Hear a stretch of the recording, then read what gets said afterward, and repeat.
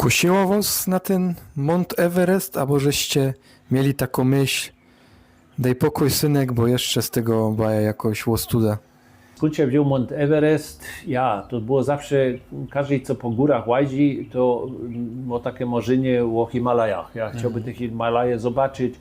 Teraz się tam pisze, ja czytał moc książek od Reinolda Messnera, bo on jest dla mnie niesamowitym człowiekiem. Było na kilku takich wykładach czy takich prezentacjach od niego.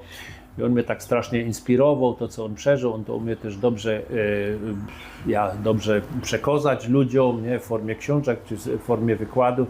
Okazja się zrobiła, że do Nepalu mógł jechać, a co było ważne, ja już miał dość moc tego doświadczenia, czy to z Kilimandżaro, czy z Andów, żech miał, bo tak jak ktoś po takich wysokich górach nie łazi i spakować rzeczy i tam pojechać, no to nie jest tak prosto, bo to trzeba mieć już troszkę doświadczenia z aklimatyzacją, trzeba wiedzieć, co potrzebuję, ja, a co nie potrzebuję, to musi w domu zostać. Ja? Jakże pierwszy raz leciał na Kilimandżaro, to powiedzieli maksymalnie 19 kg, a jak ja moje klamoty pozbierał, to było 30 kg. No i z tych 30 kg trzeba było to zredukować na 19, bo każdy gram, co na tej wysokości wleczysz, dobijał cię. Ja?